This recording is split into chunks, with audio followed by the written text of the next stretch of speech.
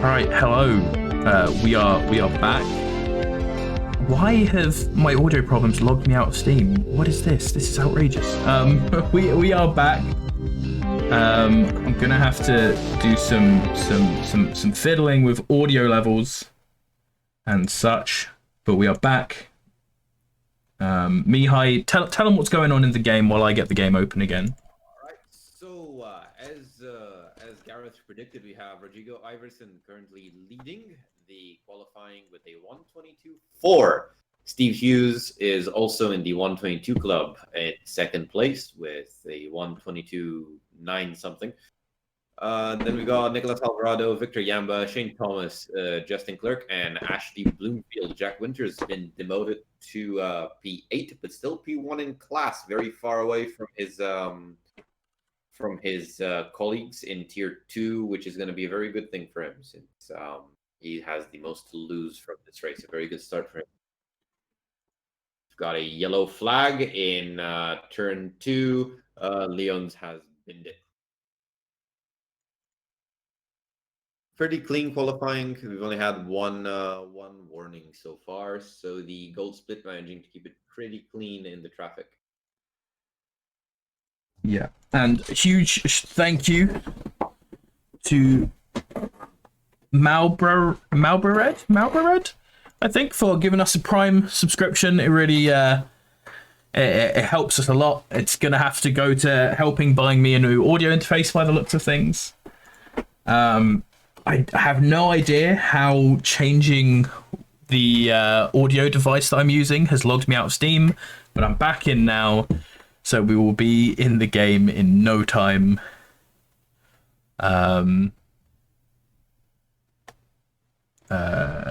We do not have any of our cams right now, but that's okay. Look at this. Here's a game. Here's a part of the game that I normally try never to show anyone because it feels a bit, unprofessional and a bit messy, but we don't have any other screens set up right now, so you're going to have to watch the ACC take a long time. Yes, the Jag. This is what I have been driving in ACCSS.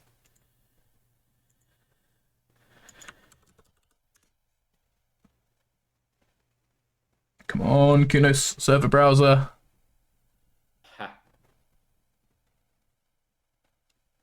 Lexus is surprisingly is quite high up in the ranks at the moment.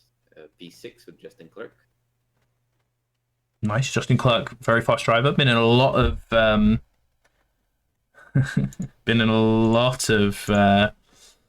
SGP events, not just ACCSS events with us. He, I believe, is going to host his own SGP league very soon as well, focusing on the F3 cars. We are now in game. Yeah, so we missed Vander Dungeon eating a bit of sand on the way up to turn 5.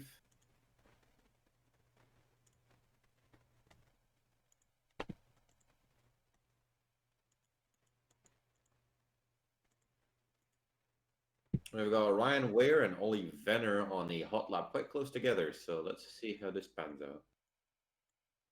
Okay.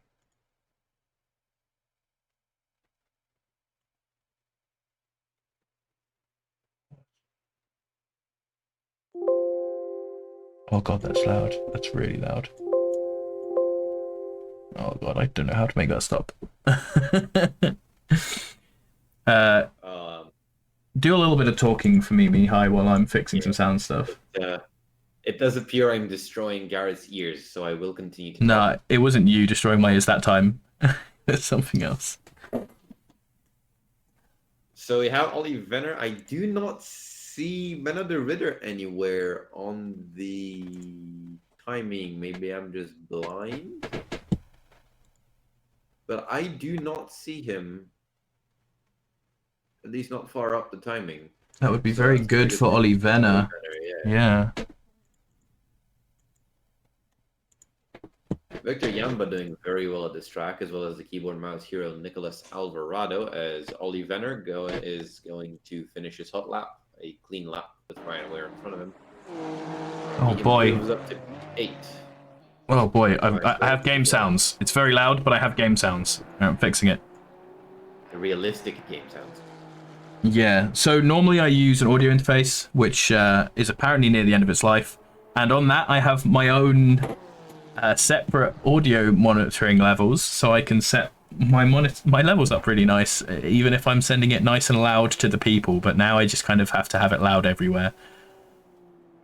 It's going to ping really loudly and I'm going to hate it. I told you. See, Alloy, I guy finishing his lap right now. Will he improve? He does not. He's still in P14. Yeah, I do not see Meno Derrida anymore. I don't know if he doesn't have a grid penalty, so he might not be participating. Absolutely. If anyone in chat could just give me some things on the sound. Is the game sound good? Is me high nice and loud? Am I nice and loud? Because I am obviously working on entirely new levels now. Card 28 having a yellow flag situation. Did not see who that was. I think it was Vander Dungeon again. Justin Kurtzman bails on the lap. Fairly tame qualifying. A lot of people are either satisfied with their position or do not think they can improve. It's a pretty quiet track currently. As the qualifying finishes. Alloy Guy coming in for his final lap of the qualifying in P14 currently, so he has a lot to work to improve. Yep, so Rodrigo Iverson is in pole position so far, the highest of the invitational drivers. Steve Hughes, the highest of our Tier 1 drivers, in second position in the Bentley. Ollie Venner coming in third. Very good for Ollie Venner, even if he did have his opponent here, which it doesn't look like he will have. I also cannot see him in the list, so it doesn't seem like you are blind. Possibly both of us are blind. That's always a possibility, but not yet. The highest of our Tier 2 drivers being Jack Winter. He did very well last race, so good to see him up there again in the Aston Martin in 11th position overall.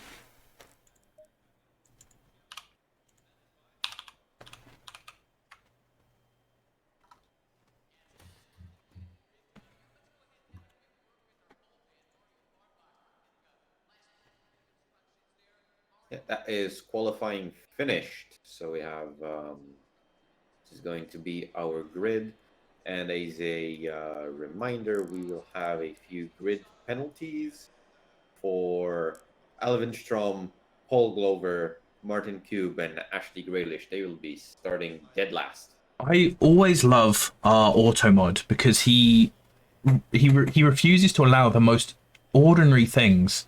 But anyway, Rimmel asks, how does the race 2 starting grid work? Both grids will start with this grid. This qualifying works for both races, so it just gives you 2 chances to not get punted in T1, have any of those sort of incidents. We don't do anything fancy like reverse grids or anything like that. So just 2 grids with Iverson on pole for both of them. Steve Hughes followed by Ollie Venner.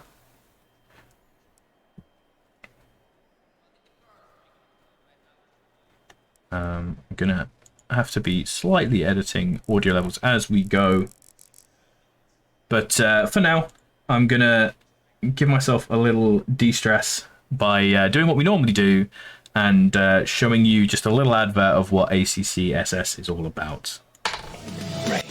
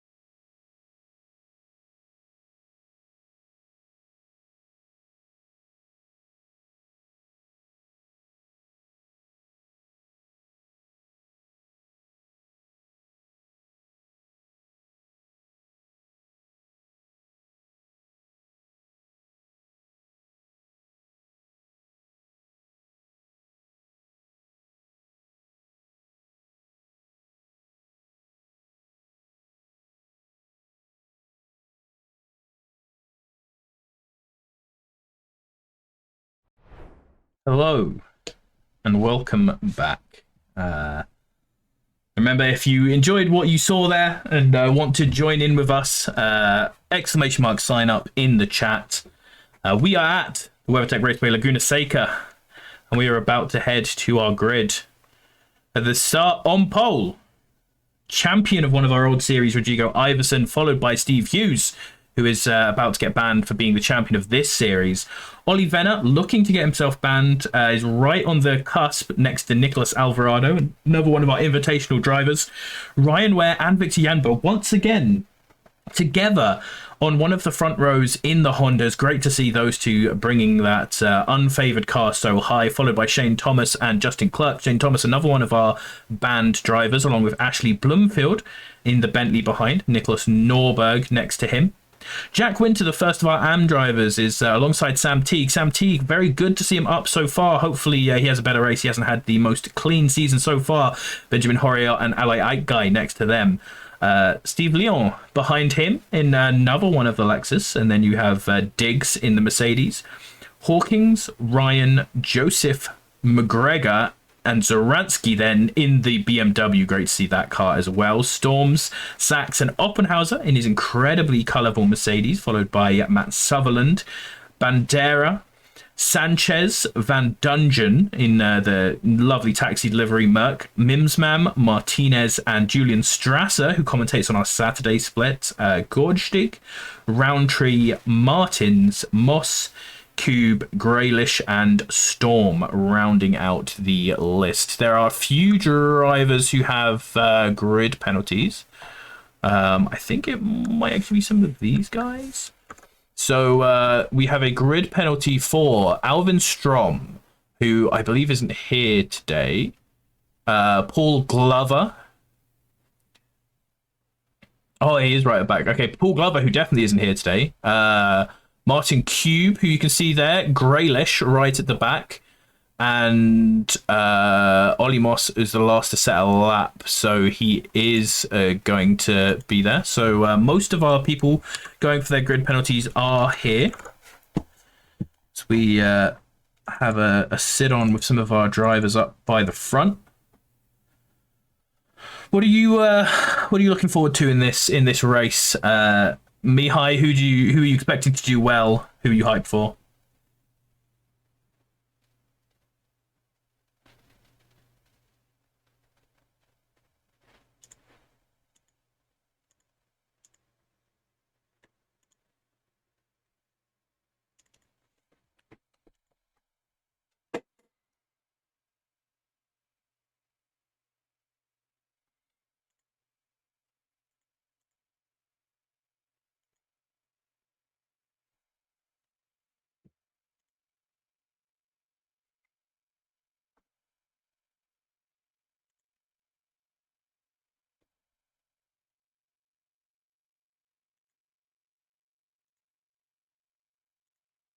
They will have to change on the fly, as they might get blocked behind paddling back markers who don't necessarily have to pull over and let them through. So we're gonna probably have to see people thinking on the fly to try to save their race. Okay, so OBS does not work exactly how I thought it worked, but all is well, apart from that loud sound that we just had there. We're actually going to watch. I normally, for those of you who may be new here, normally I skip these and play highlights during the formation lap, but I'm using this right now because of our audio issues to just set my audio levels up a bit better. I think that should be okay, and then I can raise Mihai up a bit. So, as people didn't get to hear you there, give us a real quick, who do you want to do well? Well, I'm going to be completely biased and say I want Jack Winter to do well because he is my teammate. If they didn't hear any of what I had to say, then I do not think it's going to be a predictable race. I think we're going to have the first few laps are going to be very exciting. And I also believe that as the race goes on and we go into the pit window, that there's going to be a lot of strategies that are not going to work out, and there's going to be drivers that are going to be tested. as to how well they will adapt to the changing situation. There's going to be a lot of traffic, and the strategies that they decided upon will probably not work, and they will need to think on the fly to save what's left of their race and not get stuck behind battling track markers. Lovely. All right, so now we are lining up on the front row. Sound should be good. We should have fixed all of this. My stress levels are through the roof, so let's hope we get a good race to give us a nice, entertaining, chill ride. Thank you, everyone who has stuck around to join us through this as we see the green light, and an excellent start getting from Rodrigo Iverson is right ahead of everyone. One of the Hondas there, I believe that is Ryan Ware on the inside, just pressuring Alvarado out of that position with Shane Thomas right behind them. So a jump up from him as we see a load of cars going 2x2 through the first corner behind them. Getting Victor... Clean first corner, so Victor Yanba there side by side with Ashley Bloomfield as well, just in the back of our footage. Having a little bit of a tussle in there. As we start to round through the first section, we can now have a look. One car 33 has fallen back a long way, but apart from that, everyone's looking pretty good. Ashley Graylis managing to get in front of Victor Yanba. Victor Yanba now getting pushed by Justin Clerk as we head up towards the corkscrew. We have a leg that's fallen all the way to the back. It would be Leon's. Leon's has fallen all the way to the back. I think he might have been pushed off. So a couple of our... and there's Norberg backwards. Hello, Norberg. The corkscrew, that's our first corkscrew driver of the race. There's going to be a lot of them as people get bunched up here because of that incident. Yeah, thank you very much, Norberg, giving me the opportunity to just sit in that camera and not have to change it. It's very nice of him. First lap with only 2 incidents, minor incidents. We do have a lot of penalties coming through, though, so I think there's been a lot of minor contacts. Yep, just little bips and scrapes here and there. We've seen a few people close side by side, 2x2 through some of these tight corners, so I wouldn't be surprised as Rodrigo Iverson continues to lead us through our first lap, followed by Steve Hughes, Ollie Venner, Ryan Ware, Nicholas Alvarado, Shane Thomas, Ashley Bloomfield, Victor Yanba, Justin Clerk, and Sam Teague in the pink Lamborghini to round out our top 10. Does look like Jack Winter had a pretty bad start. He's fallen down the order to P16 now. Yep, not having the greatest start, not confident on that first lap, but still a podium position in AM, although he has a lot of AM drivers right behind him who are just going to be putting on that pressure throughout the whole race as we see a big clump of cars nice and tight through the corkscrew. All the way from Nicholas Alvarado back to Justin Clerk in 9th position, having a nice close battle as Steve Hughes chases down Rodrigo Iverson nearer the front of the field.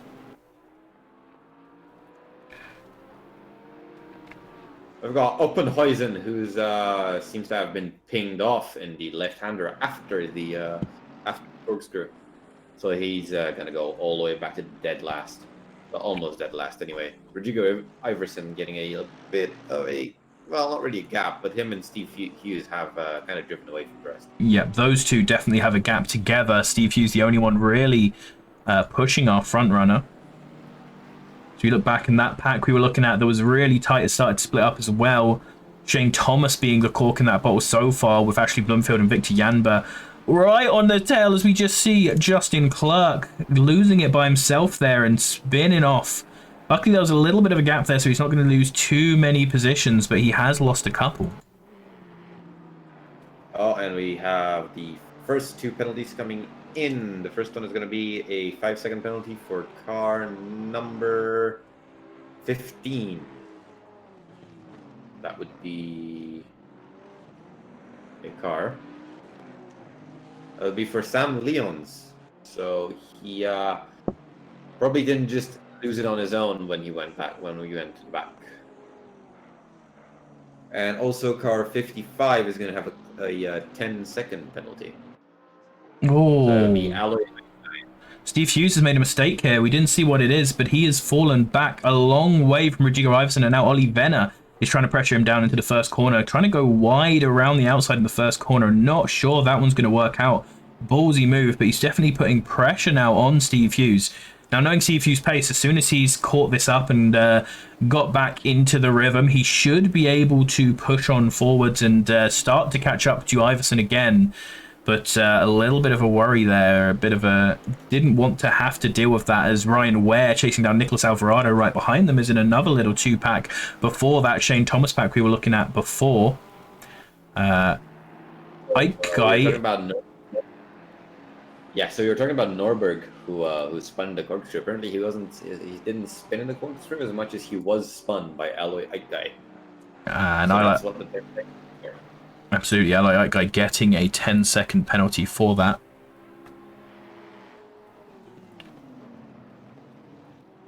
Yeah, a lot of incidents coming through.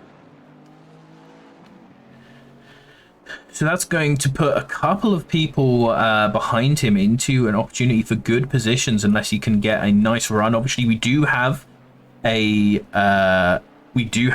mandatory pit stop here, so he will be able to take that penalty during his mandatory pit stop.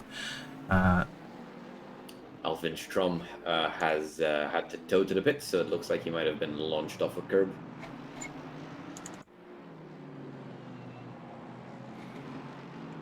Having a look back now at Julian Strasser, who's chasing down Ashley Grealish for 29th position, just ahead of Steve Lyons, who we've heard about his penalty earlier on in the race. As we just saw Joseph there going wide on the last corner. You can still see him in the Audi there, trying to rejoin, but having to stay on the dirty stuff for a long time in order to let everyone pass safely. So a lot of positions lost for him, unfortunately. Benjamin Horritt here going, it looks like side by side with Jack Winter, or just getting it missed up a bit there because he is really off the line there. Jack Winter taking a position off of him as they head up towards the corkscrew. Max Diggs now behind him in that black Mercedes. Like I said, cars are still being quite bunched up after a couple of laps. Just nature of the circuit. Ooh. It looked like a little dive there from Max Diggs, but it's not going to be. It was just getting offline a little bit. Just being really aggro on the back of Benjamin Horrier here, trying to make a mistake, but perhaps doing that a little bit too much because he's now starting to fall behind a tad. Got an F1 level midfield here, very, very tight. They're going to need to keep an eye on these guys. Yeah, we've got lots of little packs and groups here. I feel like in every group there's someone with their nose out just looking to make something happen, but it's not the easiest circuit to overtake on. Seeing a lot more positions change through incidents that there will be many of. You can see some dust up there for people going wide, and Julian Strasser in the background going wide as well as the pit window opens. Ooh, so and Max Diggs has a bit of a moment, loses his position to Matt Sutherland. As it does look like car number 52, is it? No, sorry, car number 100 is going to get a 10-second penalty.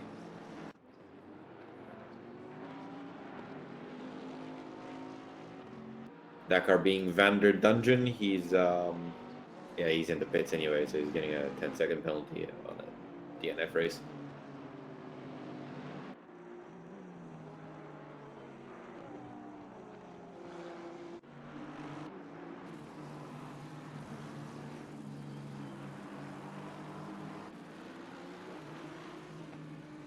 Oh, we're having Grealish and Gerdstig going up the corkscrew. They're almost side by side. Okay, I really thought Grealish were going to try a risky move.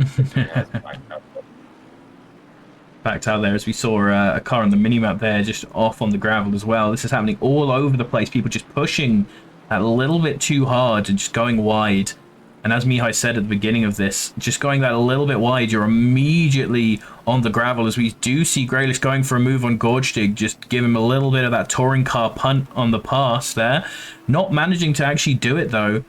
He had to back out of that a bit too much, and this has put him under pressure from Julian Strasser in the Bentley behind him, who had the momentum there to make something happen, but was sort of boxed in by Gorgstig being ahead of him. And into this corner, Ashley Grealish has got the better momentum. Julian Strasser trying to come in the middle as well, but he comes over a little bit too far there, Ashley Grealish, and just cuts off Gorgstig. So now this whole pack is sort of stuck together. Graylish ahead of Gorgestig, ahead of now Oppenheisen, with Julian falling back after getting hit there pretty heavily in the side. Julian Strasser now side by side with Stroms, who just has a big moment there.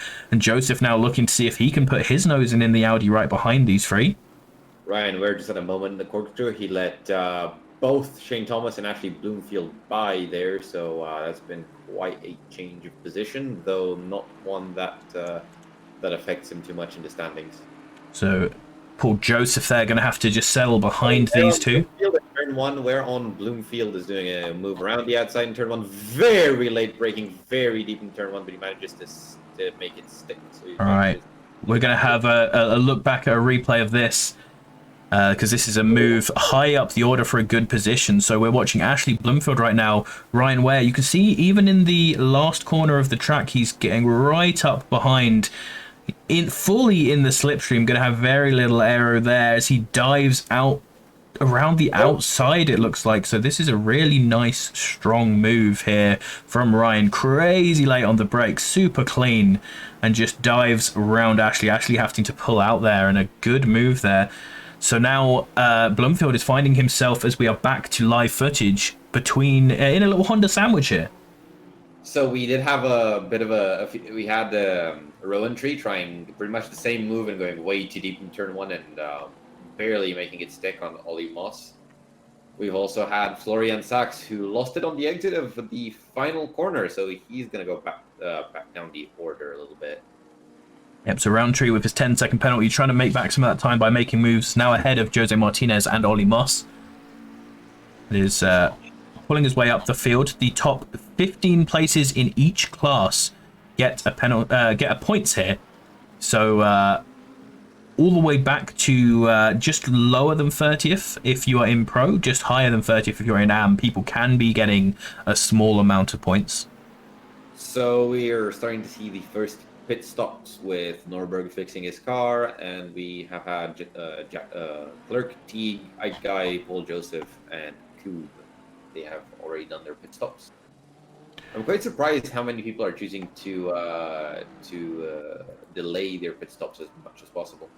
Yeah, it's an interesting one. I think you can see on the minimap there is quite a big open area that you could manage to slot yourself into, but without having a some sort of F1 style pit engineer, without having Jim or Jeff or whoever it is helping you with those sort of things, it's really hard to know where you'll put yourself back into. And I think a lot of people are just worried about putting themselves back into traffic, as we've been talking about. On such a small circuit, you can easily find yourself amongst slower drivers, and a lot of these guys thinking it's better to stay failing. Had a big moment, had a bit of a moment over a sausage curb in turn 2 and lost quite a couple of positions there to Gorgestig and Mimsman. So we're having quite a few people taking the curbs the wrong way.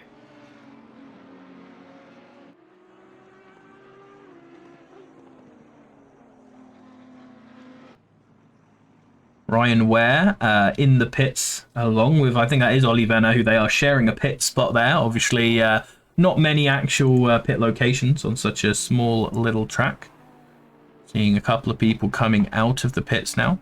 So Rodrigo Iverson is now leading from Steve Hughes, Nicholas Alvarado and Shane Thomas, who have not jumped into the pits. So Ollie Venner going to be looking to get a bit of an undercut coming on here on the guys in front of him. We'll see if that works. He wasn't the closest to Steve Hughes in pace, so not sure about that. But as long as he doesn't get caught up in too much traffic, he should do well.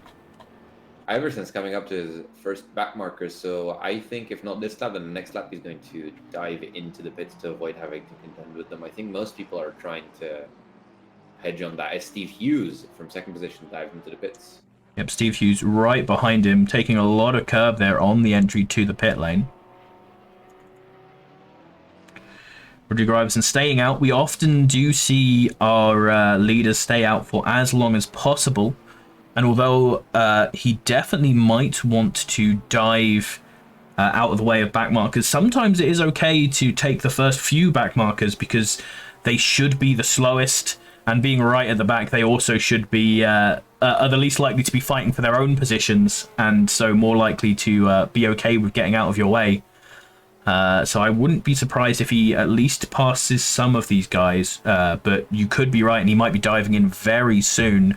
The first of our drivers to pit is Ollie Venner, the leading of our drivers who have pit. So we're going to have to see how he comes out to Steve Hughes. Steve Hughes has finished his pit stop now, so he should be moving already if I'm reading the UI right. Yep, which means he's already at the end of that pit lane, and so Ollie Venner coming out the pit straight, I do not believe has made huge inroads, but he's managing to stay healthily ahead of Ware, which is important. As long as he doesn't get undercut by anyone, he should still be in third overall. We got a few more penalties coming through for Hawkins and for car number 10, whose name I forgot, for having a couple of collisions. Car number 10, Ashley Grealish. Hawkins, car number 184, in 7th position, so that's one that is relevant to the race there. 10-second penalty for him. He's actually in 2nd position in the AMs right now, not counting those who have pit, obviously, so that's going to really throw him down the order quite a bit. So it does look like Hawkins had actually spun Florian Sachs. He didn't spin on his own in the final corner. That's what he got his penalty. It's all fitting together. Detective Mihai on the case in the steward's document as we watch Sam Teague. Don't get used to this, because I'm just saying, if you say show someone in the chat and they're not doing anything interesting, I don't normally show them, but I do like Sam Teague's bright pink Lamborghini, so you'll get one off on this one as he follows Kaiseransky. I'll keep an eye on Sam Teague in case he gets into any interesting scuffles. What are his lap times looking like? His last lap time was significantly faster than Kaiseransky, and you can see he is actually closing up, so we'll stay on him for a little bit longer. Leon's man, yeah, Sam Leon's he got a stop go 30, so that's interesting. I think he was speeding in the pits. I'm not sure why. Yeah, but he got. There'd have to be a huge incident to get a stop go 30 from our stewards. So I would say that is definitely going to be speeding in the pit lane, and big trouble there. And for all the people in Discord, by the way, who ask us, why do you have pit stops in 30 minutes race? It's a bit crazy to have a pit stop in a 30-minute race. You are correct. But this is why we have pit stops in a 30-minute race, because these people need to learn how to successfully do their pit stops. Jack Winter on Daniel Ryan and the inside of turn 4, very deep, but manages to make it stick, and he gets into the first position in class for all the guys who have pitted. Nice, yeah, very neat overtake. Just quickly watching the replay now, that is a great move there on the inside, super clean. And as you say, of those who have pitted, he's looking in a real strong position with Daniel Ryan and Justin Clerk there behind him.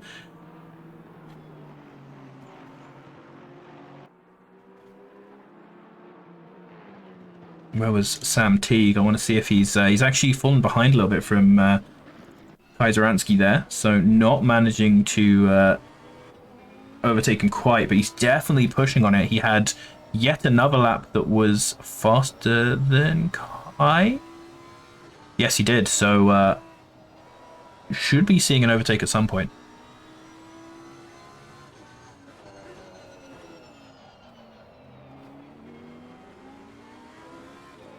He is under investigation, though, so hopefully he doesn't get a penalty. Yeah, hopefully for Sam Teague. He's been reasonably fast, but had a very messy season so far. Being under investigation might explain why he is so far down, because he qualified really well. Qualified in 12th position. Looks like actually Bloomfield's actually in the pits and Martinez is coming in. So let's see if Juan Sanchez Trujillo decides to stop. Yep, that's the last of our pit stoppers coming in right now. Nice. So soon we're going to be able to see where everyone comes out into here. Obviously, Ashley Bloomfield is going to be one of the interesting ones because he was in that sort of big fighting pack behind Shane Thomas that we are looking at now. Ollie Venner is seemingly just behind Rodrigo Iverson and Steve Hughes. Actually, Steve Hughes, it looks like, managed to undercut Rodrigo Iverson. He's actually ahead right now. So he's in the lead. He had a great pit stop compared to Iverson. Yeah, he gained 2 seconds on him. That's extremely good pit stop. Yeah. Either that or Iverson got on his outlap, or he had damage. He could have had some sort of issue, but Iverson very consistent. He doesn't look like he has any scratches at all on that Porsche. It's looking pristine. So I would assume that it's strong pit stops once again from Steve Hughes, very often making a lot of positions in those pit stops as we look for Blumfield, who has come out and is side by side with Victor Janba there, trying to stay on that inside line, manages to just keep it. So he's come out into 7th position. So our top 10 right now, Steve Hughes leads from Rodrigo Iverson. Ollie Venner still holding strong in 3rd ahead of Shane Thomas, who is being chased down by the keyboard and mouse hero, Nicholas Alvarado, ahead of Ryan Ware. Ashley Bloomfield in a Honda sandwich behind him and in front of Victor Janba. Jack Winter then leading the AMS in 9th position, had a bad start falling out of his pole, but has recaptured it through the pit stop phase. And Justin Clerk right now is in 10th position. So Sam Teague seems to have been punted by Matt Sutherland. That's why he's so far back. So not the best race for him. Does seem to have pretty bad luck. Oh, that is what Matt Sutherland has that 10-second penalty for. So getting his comeuppance slightly as he's going to be ahead of that if it continues here. Carlos Bandera just ahead of these guys, pushing for Matt Sutherland. Yeah, Grealish had a bit of a moment on the brakes there in the corkscrew. I thought it was. Thought we were going to see some depth there as Oppenhuisen is chasing down Ollie Moss further at the back in P30. I think he's going to try to go for a move on the straight. He is very close, so we could definitely see this. It all comes down to the exit that these guys get out of this hairpin. Going in a little bit deeper to the entry. Hopefully we'll get him a good exit. He also has that Mercedes power, which should drag him along very well. The McLaren does have that really nice area that leads to those nice long straight line speeds, but there's not any long straights here for him to pull ahead of.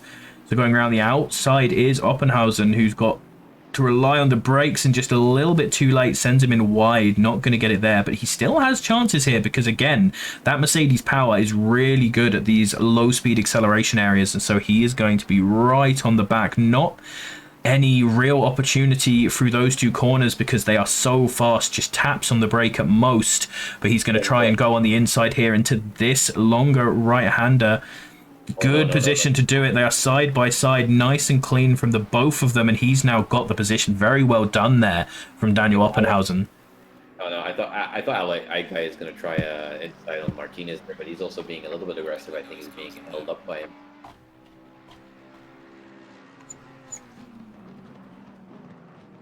We also have a bit of a train of cars behind Sanchez Trujillo.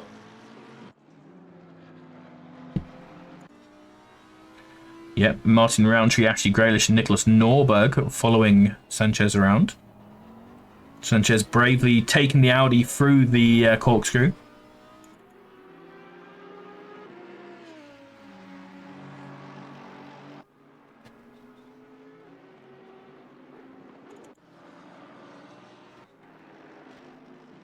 Ashley Teague's not managed to get past Kaiseransky. Kaiseransky seeming to have had just a few bad laps and has now picked up on it because he is sticking right behind Carlos Bandera, who is still behind Matt Sutherland. These three all going a little bit wide there from Carlos. Yeah.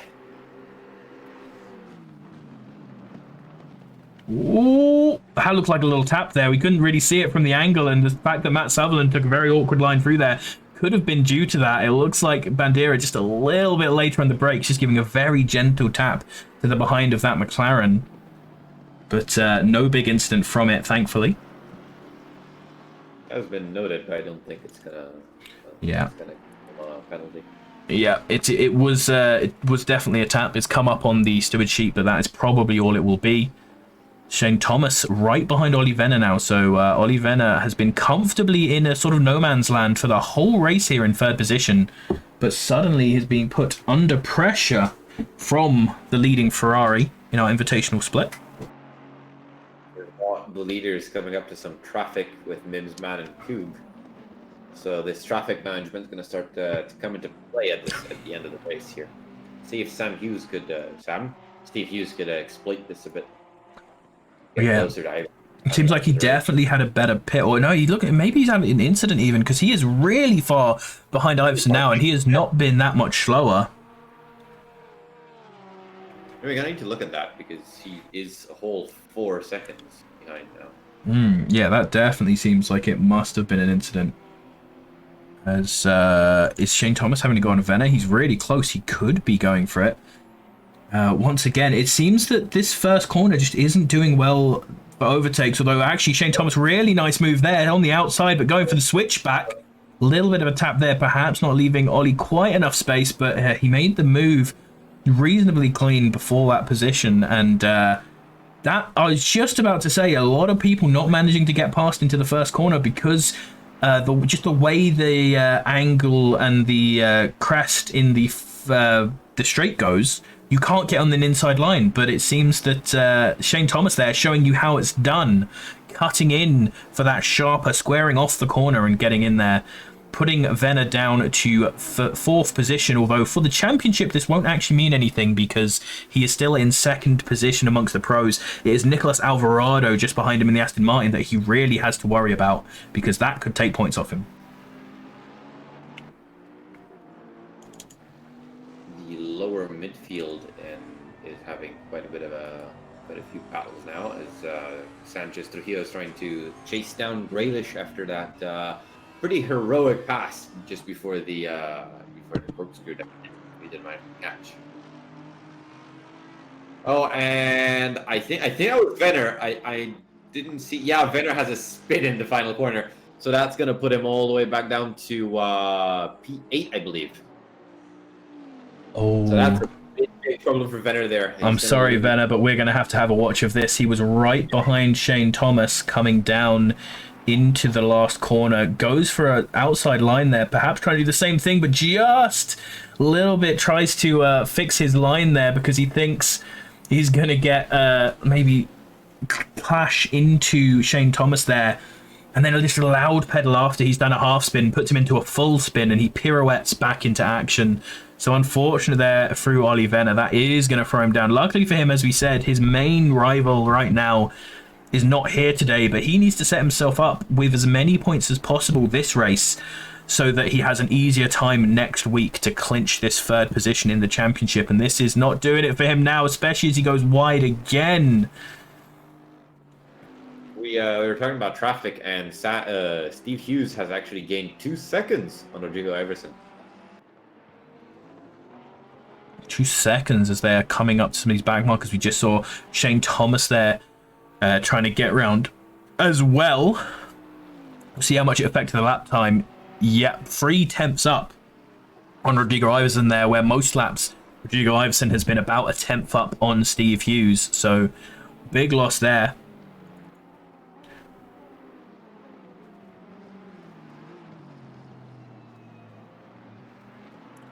Did Shane Thomas just spin as well? He is a bit further back. I think it was just traffic because he did have a few tangles. He was really close behind that Porsche, and then he must have the Porsche must have braked and scared him, or something must have happened because he fell back a long way. Zaharsky had a bad exit from turn 1. That's going to put Sam Teague into overtaking position, probably into turn 1. But that BMW has fantastic run on the straight line, though. There we go. As Oppenheisen gets corkscrewed, and that's going to put him quite a fair share back down the field, having quite a bit of a scrap with Ollie Moss, who's fallen quite far back down the field. That's interesting.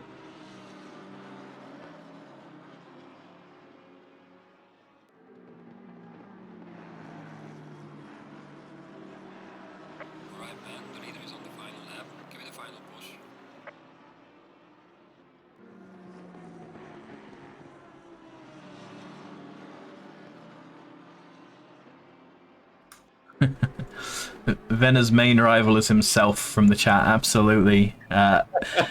it may surprise you how many of our drivers in all splits that is true for. I was talking to a couple of drivers from some of the lower splits over the weekend who have the same problem themselves, and this is why I think leagues like ACCSS are so good for a lot of people, because there are a ton of people who can do the lap times, but as soon as you put them with other cars and they need to do them consistently over a race distance, that's when a lot of people break down and can have those little mistakes, as we see Bandera pushing on Sutherland. He's finally getting it on Sutherland. He's managed to find that inside line that so many people have been struggling to find. Sutherland keeping it wide there, and now Kaiser even has a possibility. He's right on the back of Sutherland here. It looks like Shane Thomas is about to get a 10-second penalty, so that's probably why he was that far behind. And he did have an incident. That wasn't Shane Thomas, sorry, that's car 50, 51. 52 is about to get a penalty. 52. 52 is Martin Cube, and I believe Martin Cube is actually just behind that Porsche, and he is the car who I thought Shane Thomas was. I believe Shane Thomas didn't actually lose any time. I just made they're in the same liveried Ferrari, so First two, yeah, I mixed them up. Yeah. And not like. Yeah, the race is finishing with Rodrigo Iverson winning the race. Sam Hughes 1.4 seconds behind. He has not managed to. Oh no, ignore me. Jack Winter does in fact win the first race for the AM category. He did say he hates the track, but he drove a fantastic defensive race and just kept it clean. Let the race come to him. Yeah, 8th position for Jack Winter. We watch some of the last guys coming through.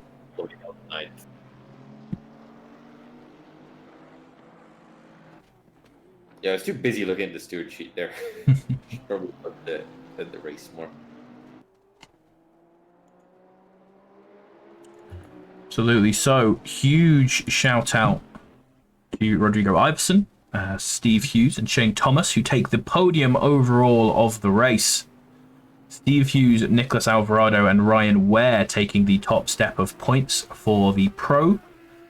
Jack Winter, Daniel Ryan, and McGregor, Robert McGregor, taking the top points in the AM class. And you can see the chaos that this track can cause, because a lot of the AMs very high up here. A lot of people having incidents.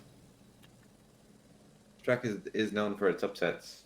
Yeah, so we're going to do driver of the day. I'm not going to bother going to the podium screen today, but we're going to do driver of the day. So put in chat P and the number of the car that you want to vote for. P1 for Rodrigo Iverson, P2 to vote for Steve Hughes, P3 for Shane Thomas, 4 Nicholas Alvarado, 5 Ashley Bloomfield, 6 Ryan Ware, 7 Victor Yanba, 8 Jack Winter, 9 Ollie Venner, and 10 for Benjamin Horrier.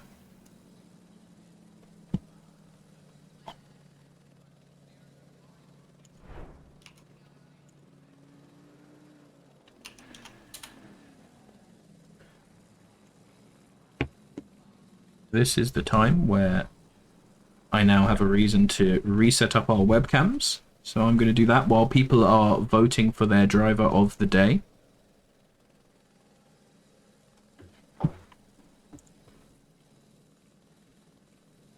There we go. There I am. Hello. I'm going to be very, very close to the camera for a little bit. There we go. I think you're a black screen at the moment. Yeah, I am on stream. The stream is quite far behind. There you go. There you go. You're upside down there. Yeah. I see that.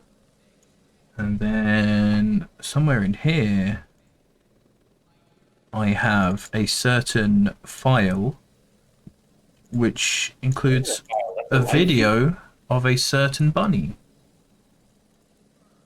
A certain live stream. Yeah, a file that has a link to a live stream of a certain bunny. There we go. There you go. That now you're on screen, Mihai. Everything's good. Hello, I'm back.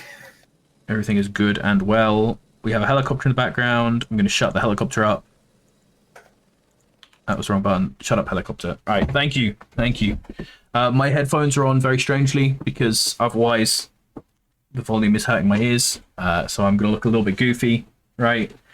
Shout outs again to everyone who is still watching. through our slight technical issues, and by slight I mean major.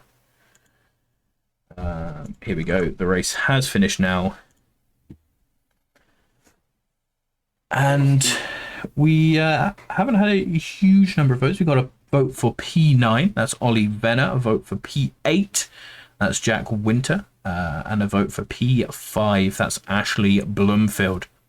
So those three, they are the ones who have got Driver of the Day nominations. Mihai obviously voting for Jack Winter, which isn't a bad bet because he has one amateur, and seeing an amateur in the top 10 is always impressive.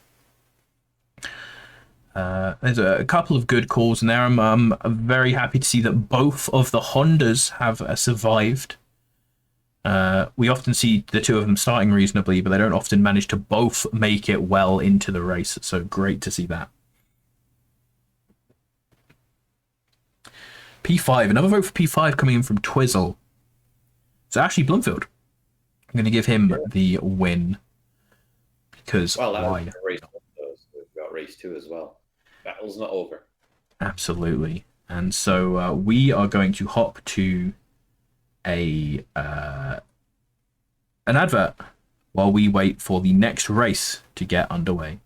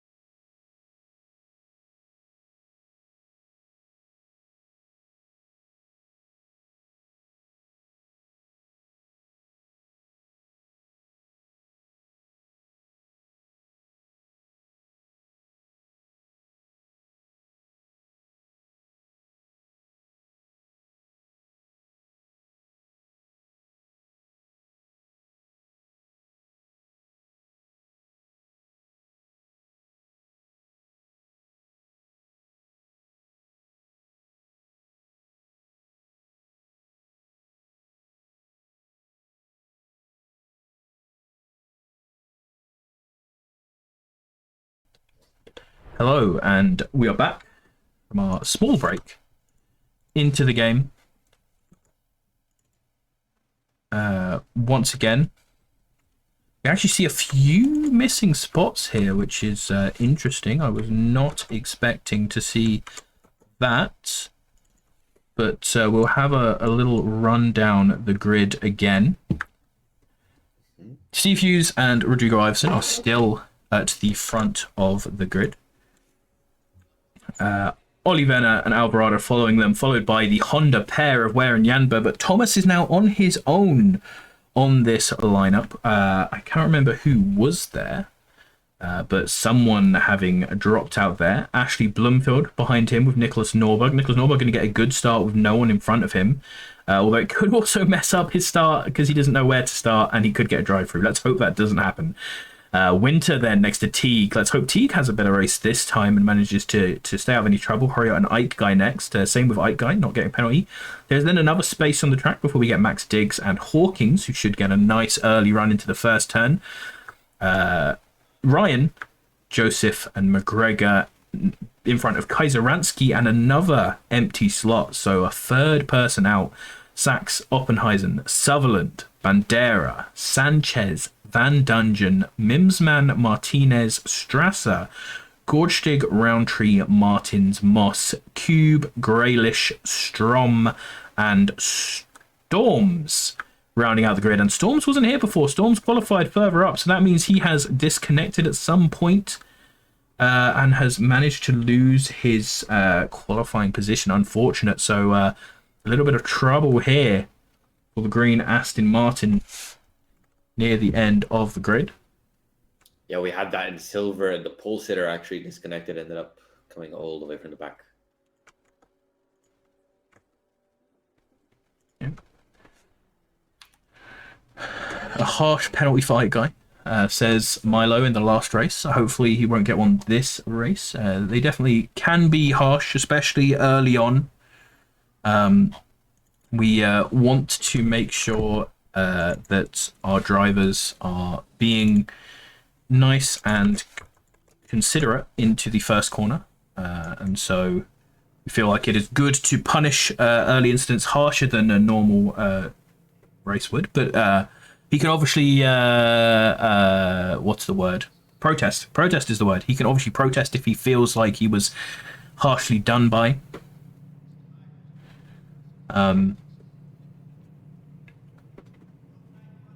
Huge shout out to the people who are doing our stewarding. And if you are interested in stewarding, you can join our stewarding team. And as we go off onto the formation lap, we are going to watch some highlights this time because I don't need to change any audio settings for it. So I hope you enjoy. Bring the smell of rain into my bed and lie so close to me.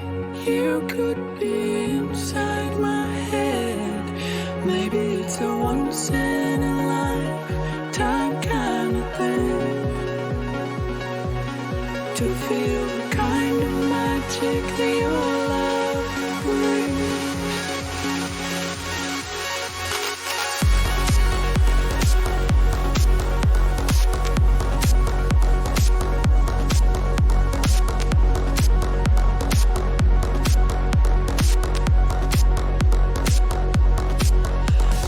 Some days it's like a haunting.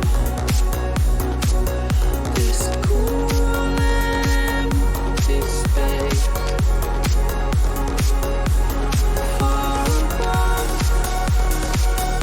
and all around me. When I start to miss your face.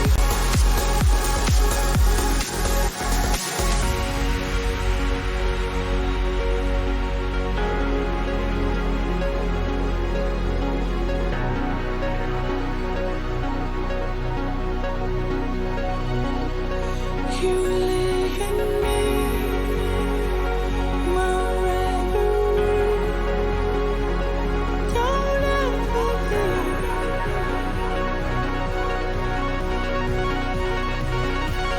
You live in me, my reverie. Don't ever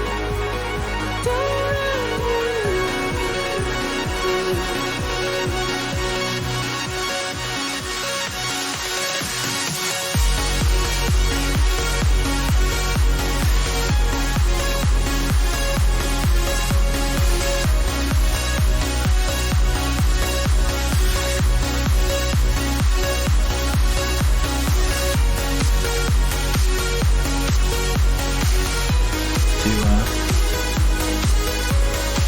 Race starting. Yeah, we are back. Hello. And we are on the end of the formation lap, a very short formation lap here. So a very early start there from Rodrigo Iverson. He's really pushed up at the front there. Steve Hughes and Olivena sitting in nicely behind there, but not as good a start this time from Victor Janber as before. He looks like he had a little bit of a wiggle there. Sam Teague doing a big dive down on the inside of the Mercedes, but just manages to squeeze that through. Has there been a crash? Yeah. Yeah, we can see a big gap behind the cars we see there. Jack Winter and probably Ike Guy are the last two who have not been caught up in these incidents, as we will follow our leaders for now as we go through the first timing zone. And then once we have done so, it will be possible to change cameras more easily. Max Diggs is all the way at the back. He's the one who spun. Yeah, you can see there in the background of this long camera shot, a big space there. So it looks like not too many people died, just Max Diggs and Steve Hughes actually there. going off track, getting a little bit wide in the tight left-hander before the corkscrew, and is now causing a little bit of a train there back through Shane Thomas and such as they're going through the corkscrew. Brian Ware going very wide there on that nice fast left-hander. Looking back, it doesn't look as bad as it kind of looked from my perspective. Looking at the helicam, it looks like just. Did you say it was Max Diggs who spun? Yeah, he spun, but he managed to avoid everybody else. So.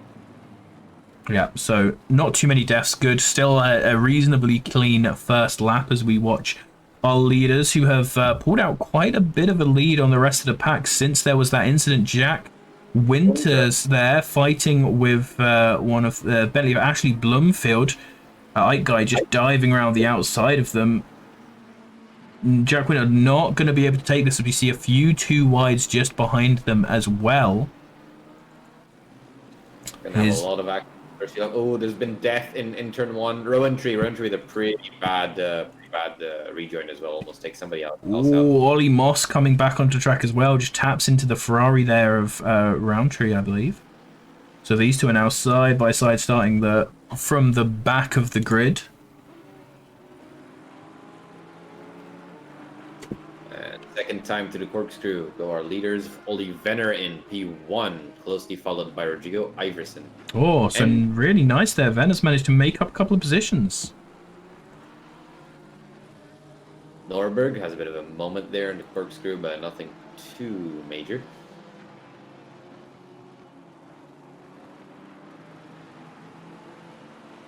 Thanks. As we watch our leaders coming through the last corner here. We have the Ferrari Shane Thomas right behind our Honda.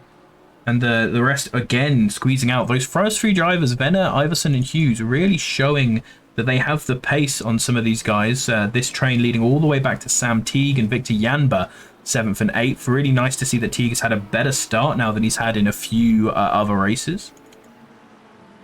Oh, Jack Winter's still going side by side as well. He's side by side with Norberg there.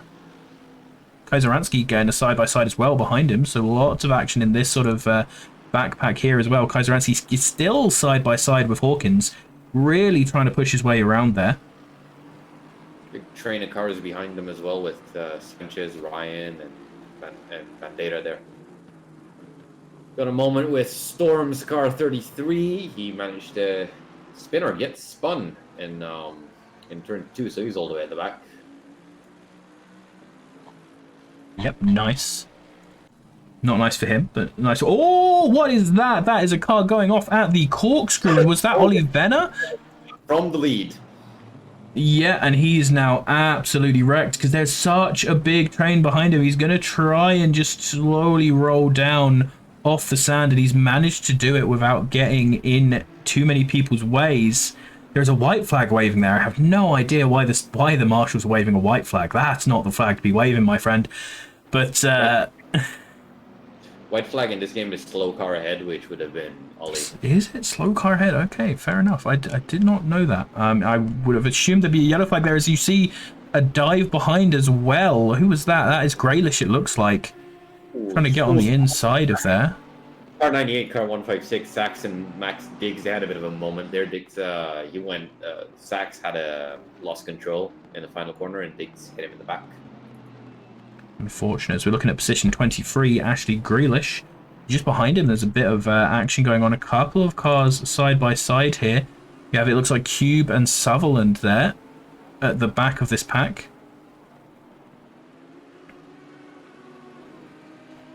Leaders are the same as the first race, with Iverson a narrow lead over Hughes, but he's getting very close in the corkscrew. Hughes still trying to pressure. Wants to manage to make it past again. We'll see if he manages to do the same thing in the pit stops as he did last time. As actually Bloomfield putting pressure on Shane Thomas for 6th position. Sam Teague in 5th position doing very well. Oh, and Oppenhuisen has a moment there as well. And leading up to the corkscrew, he's going to go all the way behind as well. Car number, he's car number 42. He's, it's his race over again.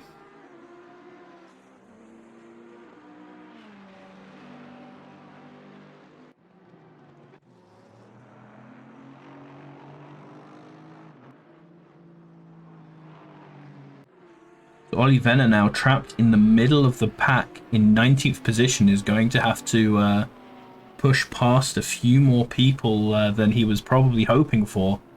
And his hand. A lot of and open Hoisin as well. A lot of pushing, a lot of mistakes. That's quite a while further back in the field there that's happening.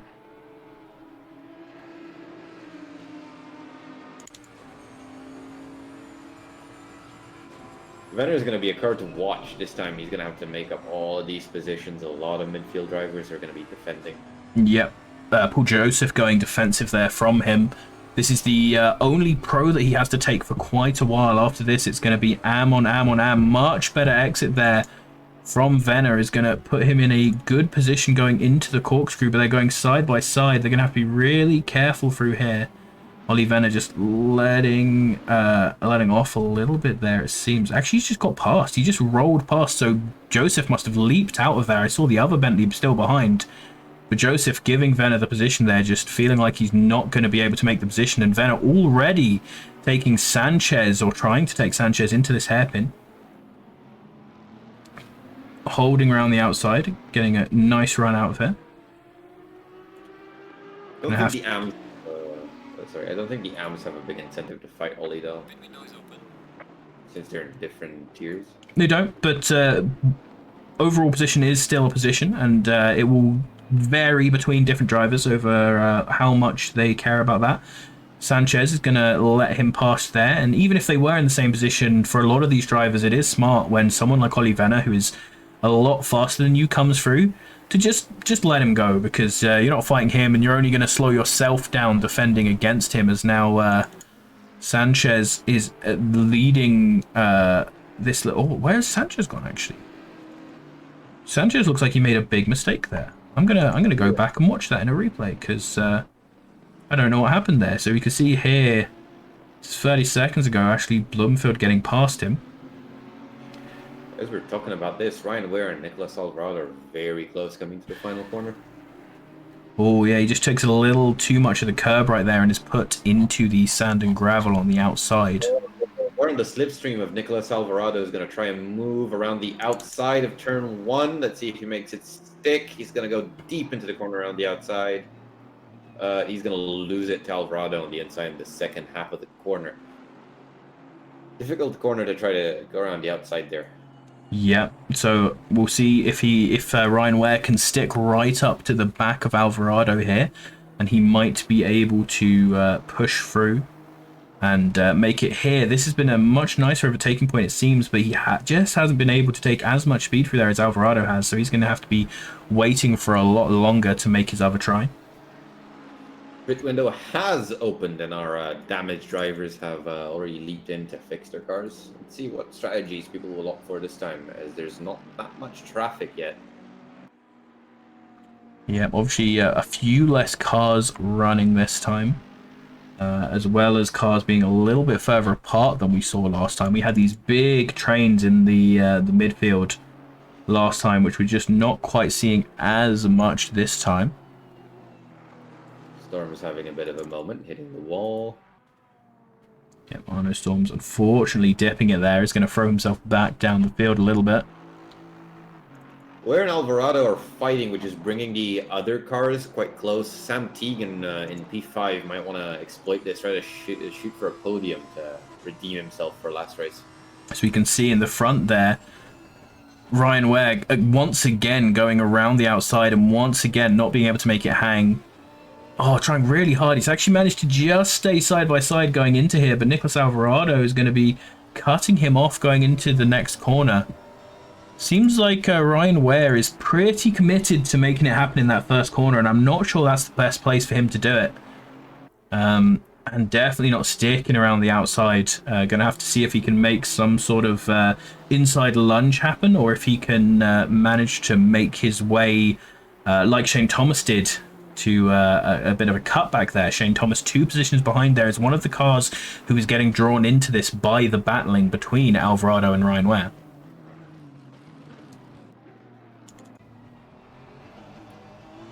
The leaders are going to be coming up to the first back markers now to Yanba.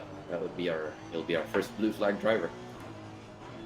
Very unfortunate to see Victor Yanber falling that far back. Did very good in the first round. So now all of the pressure is on Ryan Ware, and he's actually decided that he cannot get around Nicholas Alvarado and is going to dive into the pit lane. I think it's more wise that way. He's going to just lose time as Moss is backwards up to the corkscrew. Yeah, car 25 had a moment there, almost took other cars out. Absolutely. I'm totally with you there. If you are struggling to get past someone, dive into the pits and just get past them on pace. If you're getting those opportunities to overtake, then that means you should be able to be faster than them if you can get into clean air. The worry now is whether he can get into clean air. But for his sake, we hope he can. We got another incident of speeding in the pit lane with Mimsman getting the stop go this time. Ooh, people still not managing to do it. Shane Thomas also getting a 10-second penalty. Didn't know that was McGregor. A bit of a initial D moment there for McGregor through turn 2. I just caught that.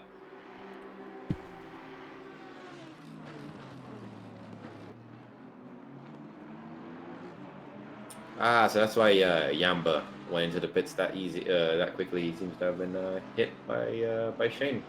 It's gonna be really bad for him. He was looking at going forward. Now he's probably not gonna manage to get a podium this race. We're seeing a lot more cars diving the pits now. Nicholas Alvarado and Sam Teague going in. This is smart from Nicholas Alvarado as well. You were just saying how Ryan Ware wants to get out of Nicholas Alvarado's out of being stuck behind Nicholas Alvarado, and this is Nicholas Alvarado saying that you don't get any more than one lap to try and make that undercut happen. He's covering off the move behind him.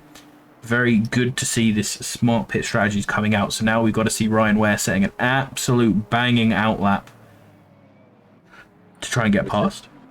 Saying that, Steve Hughes has managed to catch up to Iverson, now only half a second behind. See if Rodrigo opts to fight for this position or just decides to try to do the undercut. Hold on. I think something big might have happened here. So I'm going to just check this replay. We are watching Martin Cube right now as he was coming out of the pit lane. It's possible he just makes a mistake on his own and this isn't as interesting as I thought, but there we go. Oh, the Mercedes there. Just having to stop in the pit lane to avoid the Ferrari, and then stops maybe a bit longer than he needs to, holding up the Ferrari. So the interesting, incredibly tight Laguna pit lane exit catching out some cars. It was inevitable we would see this happen eventually, and it has now finally happened. So Ryan Ware. Where is Ryan Ware comparatively to Nicholas Alvarado? It looks like he's gapped Nicholas Alvarado hugely. He was side by side with Sam Teague now. It looks like, yeah, Nicholas Alvarado lost 2 places in that pit stop. Overtook Sam Teague there, but Sam Teague with a really nice rebound there, getting into the inside line. Oh, and Nicholas Alvarado spins. They try to go side by side through there and just don't quite manage it, unfortunately. Oh, that might be a penalty for Teague, though. Looked like he got pit maneuvered there.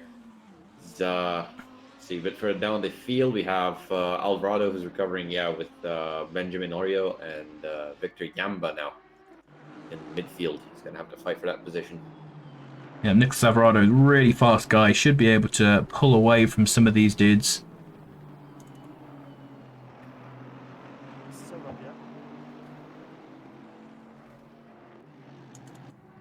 Both Iverson... Oh, no. I was going to say that they're going to stay up, but Iverson decides to not fight Steve Hughes, and dives into the pits. He's going to go for the undercut.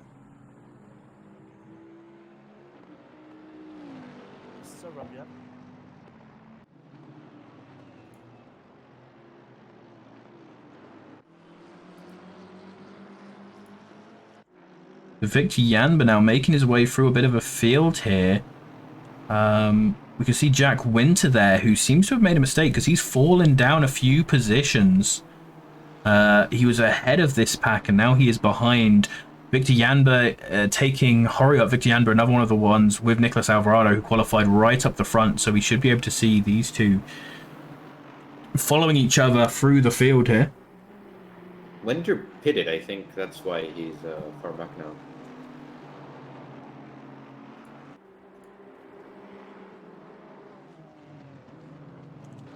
So Iverson's coming out of the pits now with Steve Hughes just going through the corkscrew. So that's going to be. I think he's going to come out in a pretty big lead. Yeah, Hughes had some traffic issues, I think. Hughes also Diving into the pits hasn't now. pit yet. So yeah, here we go. This is going to be the time for Rodrigo Iverson to have to set an astounding lap. Steve Hughes in our last race managed to get this pit strategy to work and came out ahead of Rodrigo Iverson.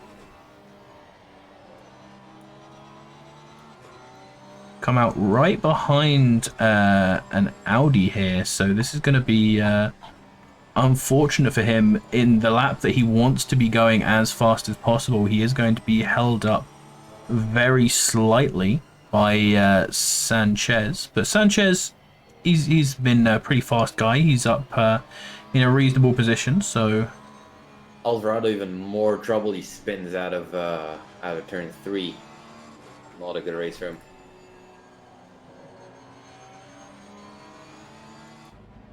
Steve Hughes has started to leave the pit lane. It's going to be a very close one as Rodrigo goes through the final corner. Sanchez dives out of his way and into the pits. Steve Hughes now in that really tight, extra slow version of the first corner. I think he's got this. I think he's got the undercut done. Yeah, we can see Rodrigo just there in the background, and he has pulled it off again. Rodrigo Iverson now has to look down at that Bentley in the distance, and once again is going to have to pull up to him and pass him. Yeah, that was all. He should be sending. Steve Hughes should be sending a big thank you letter to Sanchez for that.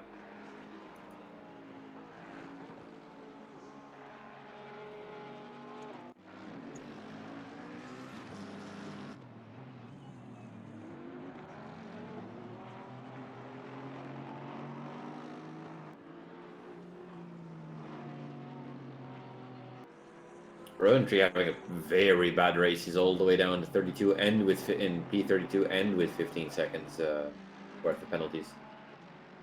Well, we were talking about Yamba making his way up the field, but he does seem to have spun. He spun out of turn 3. Yep, and he had to tow to the pit lane, so that's his race over from a pretty good position. Unfortunately, it looks like Ollie Venner is in the pits as well. I think the only one that hasn't pitted is Ashley Bloomfield. He is coming up to traffic, though. He's having a Oh, that's why they're both in the pit. You were right that Victor Janber had spun, and then Ollie Venner comes around a corner on the spun Victor Janber and absolutely T-bones him. So that's putting both of these guys out of the race. Unfortunate incident between the two of them there.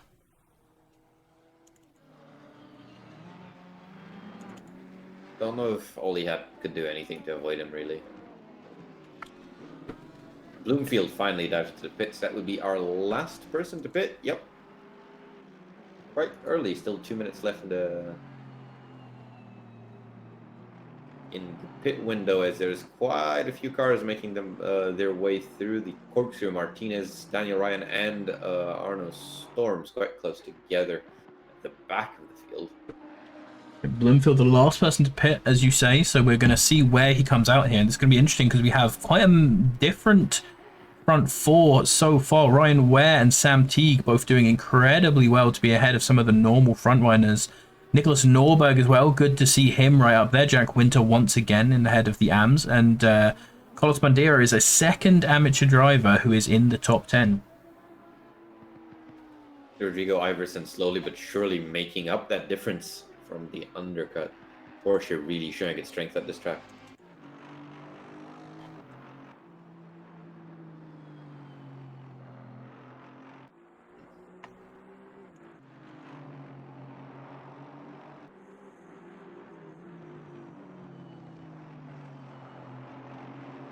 You have a whole 2/10 through on Steve Hughes for sector.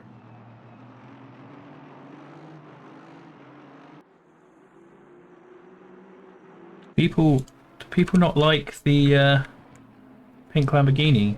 Is this not the sort of thing you want to see? I'm quite a fan of the color. You know what I got to say? I'm not liking that the livery is so plain. I would like to see some variance in here, but quite a nice pink, I think.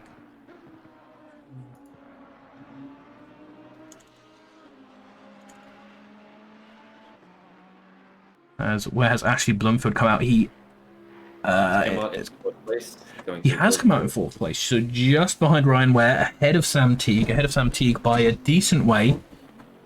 He can try and run up on Ryan Ware, but a good position for Ashley Blumfield. There are quite a few gaps formed this race now, so it'll all be about bringing it home for a lot of our drivers.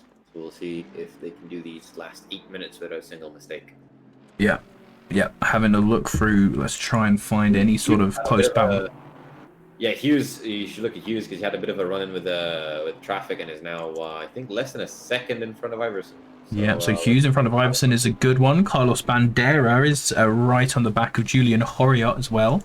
So these are two little engagements that we can keep an eye on.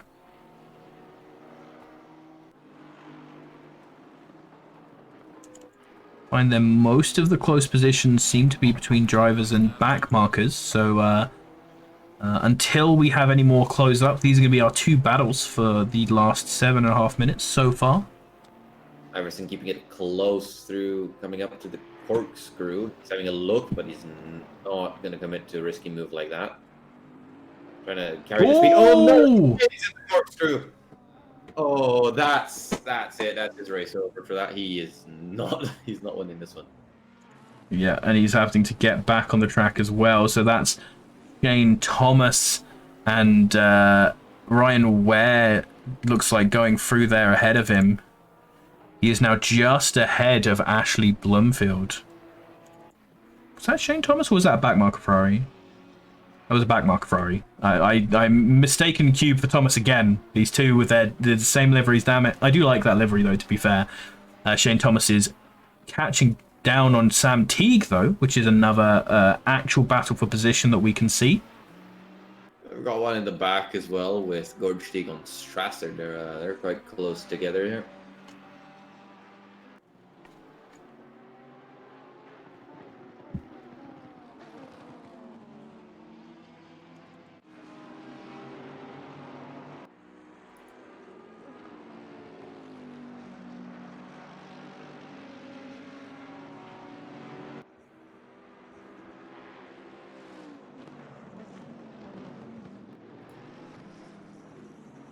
We also have, it looks like Van Dungeon is also on the back of this little trio.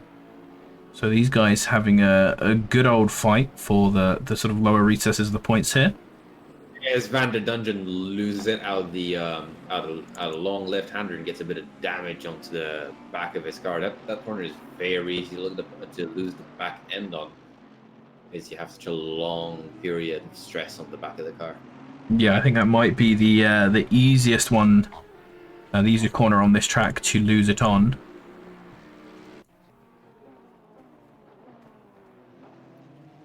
Rodrigo Iverson now stuck behind a back marker in order to try and overtake Ryan Ware.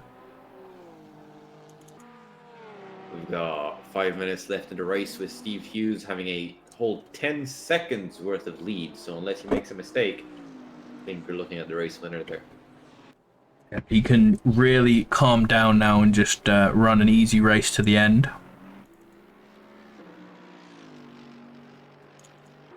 Sam Teague makes a bit of a mistake, and that's Shane Thomas going ahead of him for P5. He went a bit too deep into turn 1, leaving the door open for Shane. Ooh, nice little twitch there as he realised he was turning back into Shane. Avoids that. Good job there of him. Good awareness. But as you say, little mistake there has lost him that position. Once again, these are the invitational drivers in silver, so losing that position to Shane Thomas doesn't actually do anything to his championship position. So He's not going to be too worried about that, although obviously overall position is a position you're fighting for, and for the pride of it, he will want to take that. Bandera has pulled off a nice lead on to Benjamin Horiot and is trying to run down Jack Winters for this the win of AM. He has a little way to go to make that happen, unfortunately, but we've seen a lot of people make mistakes here, so it could always happen. It's interesting that Iverson is back in P3 now. So good driving for him, trying to Sax and recover. Cube going side by side here in 28th and 27th. Nice little fight here for the lower end of the scoreboard.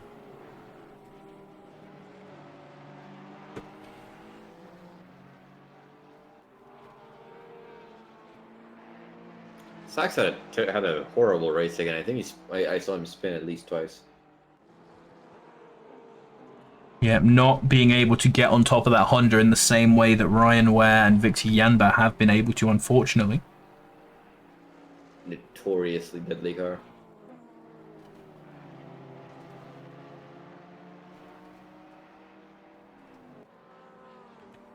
But he does manage to get past Cube.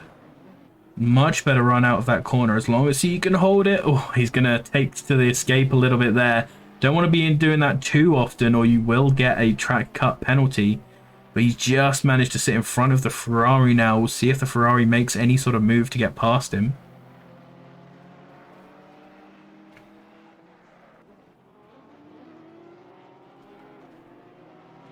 The race has calmed down as we're going into the final 2 laps. Hughes is negotiating traffic there in the lead. He's going to lose a bit of time, but he can afford to take his time with the back markers and not take any risks. Yep, Shane Thomas right up behind the Bentley of Ashley Bloomfield now. So looking for another position to make later on in this race. Much faster last lap. It looks like Ashley Bloomfield had a little bit of a mistake on his last lap because he is a second slower than some of the other guys at the front. So clearly something went wrong for him there. It's a very easy track to lose time on. Little mistake, hit the sand, rear steps out, and there's a second gone. Yeah, very, very easy. We have Ally Ike guy as well. He's chased down Benjamin Horiot. He has a back marker in his way there of Martin Roundtree. So gonna be bit more trouble than he would perhaps like. We can see Well, Alvin Strom had a bit of a spin, lost a few positions, I think. Yeah, lost 2 positions from that. Arno Storms here side by side with a Bentley. Is that Steve Hughes? I think that is Steve Hughes who's just lapping him there. They go into the first corner. I do believe this is the final lap. Yep. Steve Hughes on the final lap.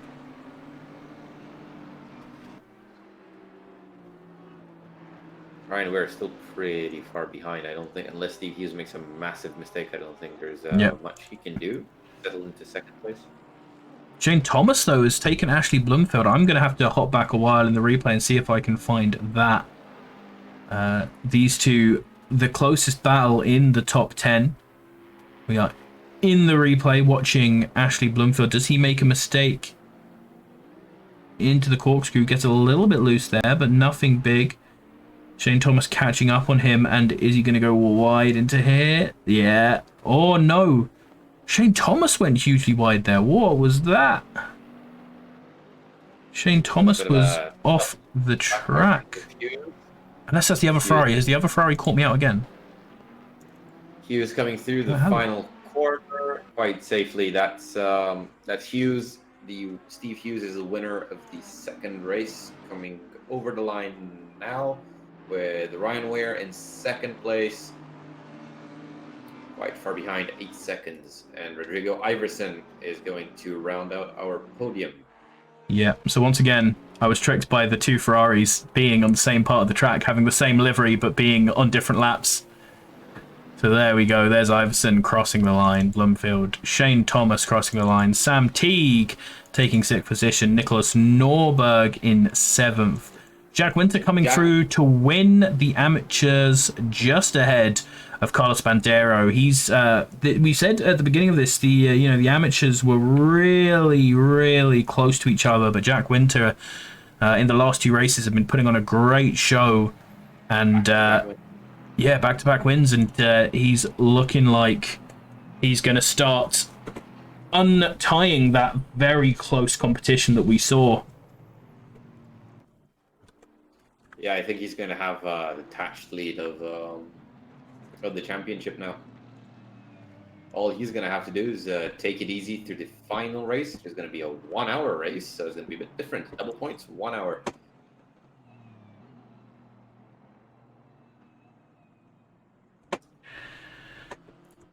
And that is our race finished.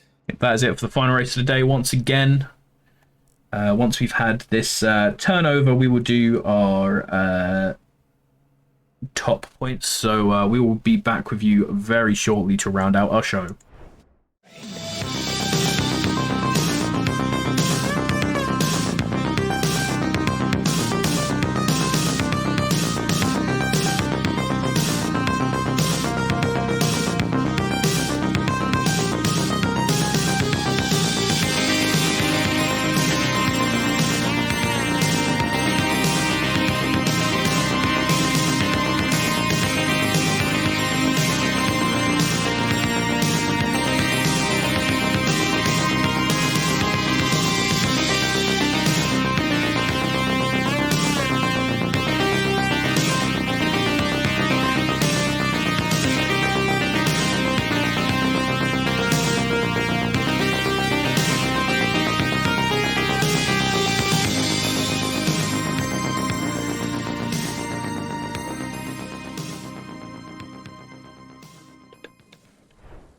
So here we are with our top 10 for race 2.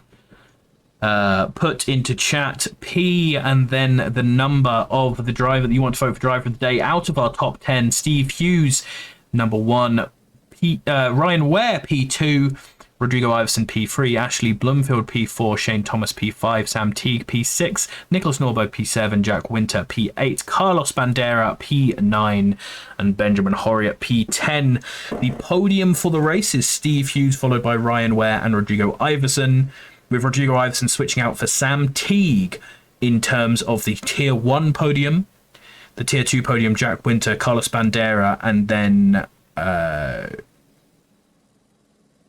McGregor, who I always forget his first name, damn it. I will learn. Robert McGregor. I'm always confused whether it's Robert or Ryan. Robert McGregor, who is 3rd position on the podium for AM and a very strong 13th position overall in his Bentley. Do not give in to his threats of bunnyless violence, because I control the bunny cam. And I forget to control my webcam. Oh, but yeah, we are back. We've got a P8 vote for Jack Ryan, P6, P4, Sam Teague and Ashley Bloomfield. Another P8 vote.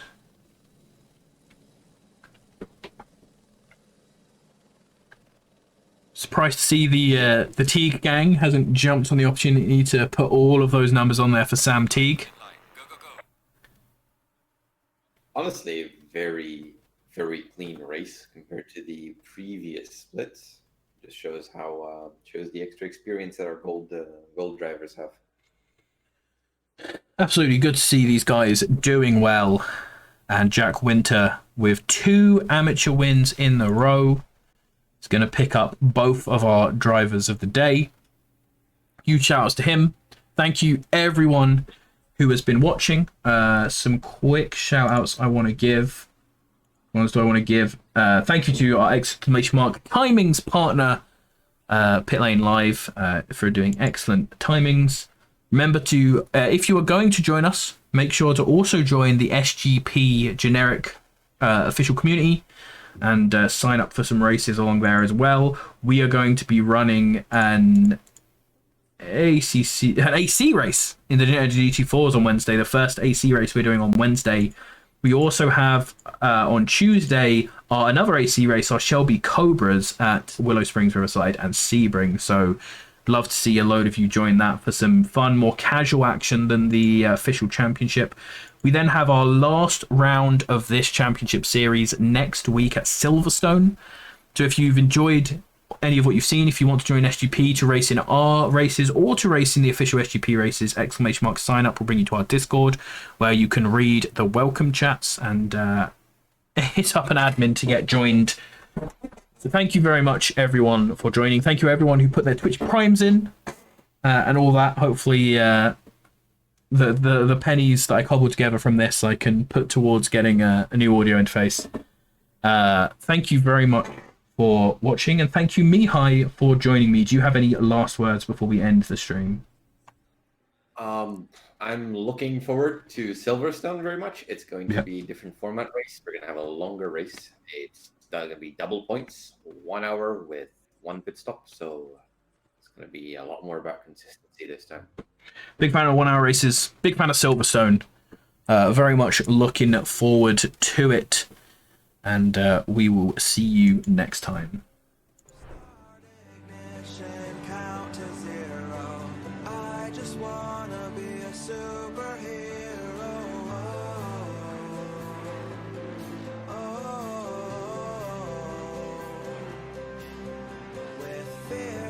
Thoughts, emotions swirl.